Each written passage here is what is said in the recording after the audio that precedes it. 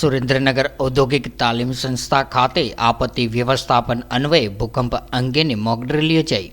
એનડીઆરએફની ટીમ દ્વારા બચાવ કામગીરી અંગે સરળ ભાષામાં માર્ગદર્શન આપવામાં આવ્યું હતું।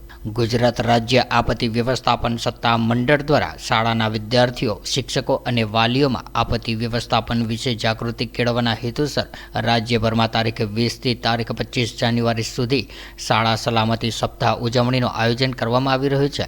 જે અન્વયે સુરેન્દ્રનગર જિલ્લાના ઔદ્યોગિક તાલીમ સંસ્થા સુરેન્દ્રનગર ખાતે આપત્તિ વ્યવસ્થાપન અન્વયે ભૂકંપ અંગેની મોક ડ્રીલ યોજાઈ હતી।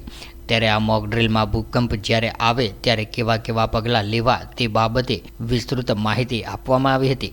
ત્યારે જિલ્લા વહીવટી તંત્રની ડિઝાસ્ટરની શાખા ટીમ એનડીઆરએફની ટીમ દ્વારા વિદ્યાર્થીઓને આકસ્મિક સંજોગોમાં સામે તૈયાર કઈ રીતે રહી શકાય, કઈ રીતે બચાવ કામગીરી હાથ ધરી શકાય તે વિશે પણ સચોટ માર્ગદર્શન આપવામાં આવ્યું હતું। ત્યારે એનડીઆરએફની ટીમ દ્વારા બચાવ કાર્ય સાધન સામગ્રીના ઉપયોગ અંગેનું નિદર્શન પણ કરવામાં આવ્યું હતું, જે આઈટીઆઈના તાલીમાર્થીઓએ રસપૂર્વક નિહાળ્યું હતું। ત્યારે સામાન્ય લોકોને ભૂકંપની આફતની દરમિયાન કઈ રીતે બચાવી શકાય તે આ મોક ડ્રીલ થકી બચાવ કામગીરીથી માહિતગાર કરાયા હતા। ત્યારે આ તકે સુરેન્દ્રનગર એક્ઝિક્યુટિવ મેજિસ્ટ્રેટ તેમજ ડિઝાસ્ટર બ્રાન્ચ મેજિસ્ટ્રેટ શ્રી મયુર દવે, આઈટીઆઈ સુરેન્દ્રનગરના વર્ગ 1 પ્રિન્સિપાલ શ્રી પરાગ શાહ, વર્ગ 2 પ્રિન્સિપાલ શ્રી વિજયભાઈ મકવાણા, આઈટીઆઈ સ્ટાફગણ તથા મોટી સંખ્યામાં તાલીમાર્થી વિદ્યાર્થીઓ પણ ઉપસ્થિત રહ્યા હતા।